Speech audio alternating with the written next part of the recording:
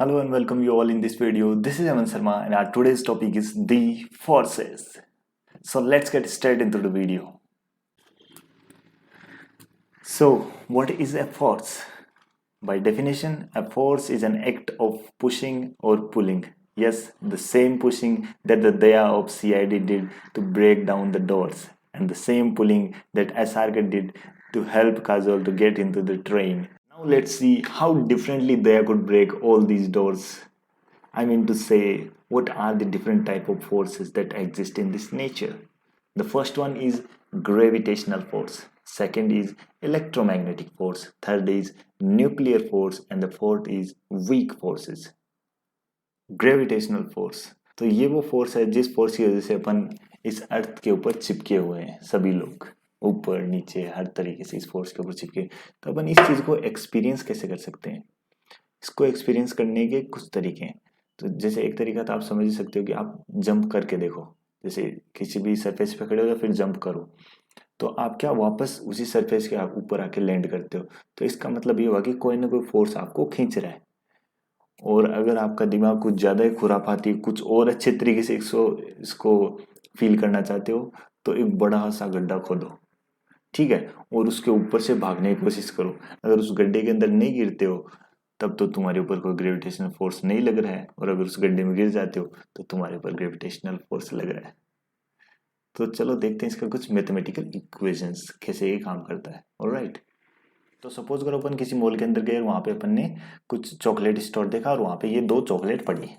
ठीक है काउंटर पे दो चॉकलेट पड़ी है अब ये दोनों चॉकलेट एक दूसरे के ऊपर ग्रेविटेशन फोर्स कैसे लगाती हैं वो अपन देखते हैं ठीक है तो वो कैसे कैलकुलेट करना है वो भी अपन देखते हैं इस चॉकलेट का मास है m1 और सेकंड चॉकलेट का मास है m2 सपोज करो कि मासेस इनके डिफरेंट है एक बड़ी एक छोटी से सपोज करो ठीक है अब और इन दोनों के बीच का डिफरेंस है आर एक्स आर जो भी तुम लेना है वो ले लो ठीक है तो अब क्या होगा ये दोनों एक दूसरे के ऊपर एक अट्रैक्टिव फोर्स लगाएंगे तो वो देखते हैं उस फोर्स की वैल्यू क्या होती है उस फोर्स की वैल्यू कितनी होती है ये अपने पास एक फॉर्मूला पहले से कैलकुलेटेड है F is equals to capital G m1 m2 upon R square इससे अपन निकाल सकते हैं कि ग्रेविटेशनल फोर्स कितना है एक दूसरे के ऊपर लगाने वाला कि m1 m2 के ऊपर कितना ग्रेविटेशन फोर्स लगा रहा है या m2 m1 के ऊपर कितना ग्रेविटेशन फोर्स लगा रहा है ठीक है तो अपन अब इसको कैलकुलेट करते हैं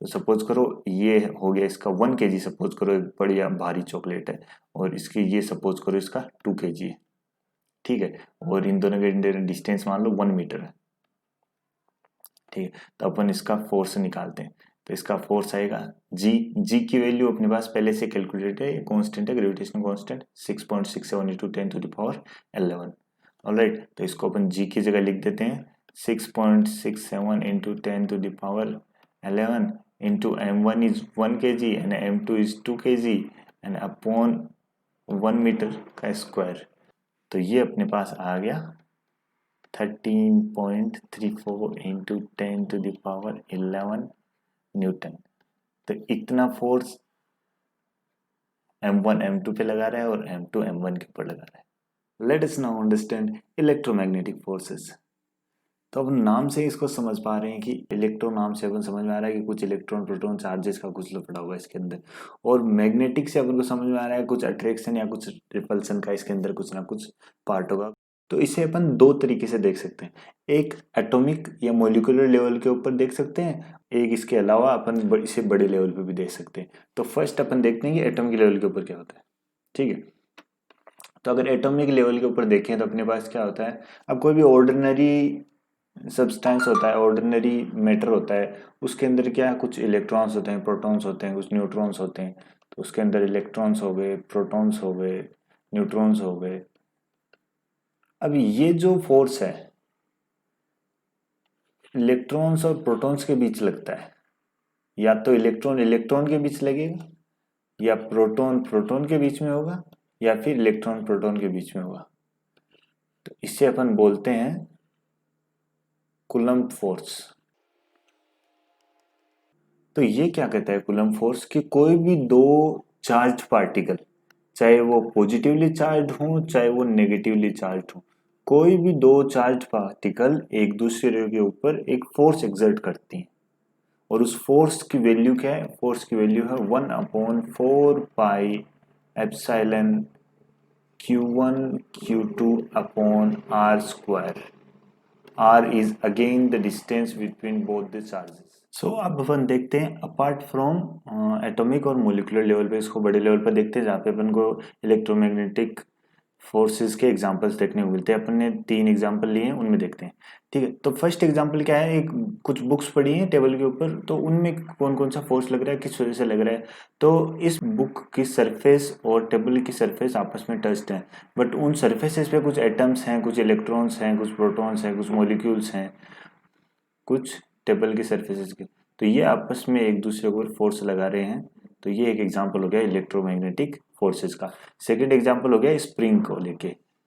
अगर आप किसी स्प्रिंग को कंप्रेस करते हो, अगर अपन इधर से फोर्स लगाए इधर से फोर्स लगाए, तो ये स्प्रिंग क्या हो जाएगी, छोटी हो जाएगी ये स्प्रिंग। और फिर अगर अपन दोनों तरफ से फोर्स को वापस छोड़े तो वापस ये अपनी शेप में आ जाएगी। मतलब इन दोनों तरफ को ये फोर्स लगा रही थी, तो वो मतलब इसके कुछ मॉलिक्यूल्स, कुछ एटम्स हैं जो आपस में एक दूसरे को रिपेल कर रहे थे, वापस अपनी पोजीशन के अंदर आने के लिए कोशिश कर रहे थे, और वो तुरंत उसी शेप में आ जाते हैं। तो ये एक एग्जांपल है इलेक्ट्रोमैग्नेटिक फोर्सेस का। थर्ड एग्जांपल अपन देख सकते हैं कि सीलिंग से किसी भी थ्रेड के थ्रू अपन ने कुछ बॉल को यहाँ पे लटका दिया है, तो ये थ्रेड या फिर अपन इसको स्ट्रिंग बोल सकते हैं। तो ये स्ट्रिंग टूट नहीं रही है, यहाँ से ब्रेक नहीं हो रही है।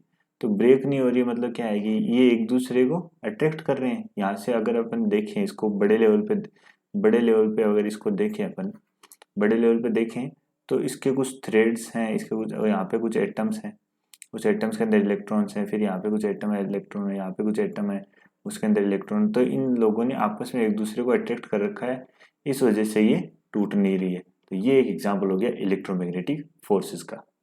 Third and very interesting one, nuclear forces. Let's take an example. Suppose there is an atom, at the nucleus it has protons and neutrons and are surrounded by electrons. Or let's suppose it loses its electron and it becomes positively charged, and the nucleus has proton and neutron. But as we all know that proton repels proton, then why can't this nucleus burst? Why this is still stable? Why this is not deformed? So this proves that there is some force which keep holding or binding this nucleus at the same time. So this force between proton neutron or proton neutron, this is named as nuclear forces. This force act at very small particles. We can say that this force act only at atomic level, in the nucleus only. Let us understand the fourth one, that is the weak forces. Why they are called weak, we will understand now.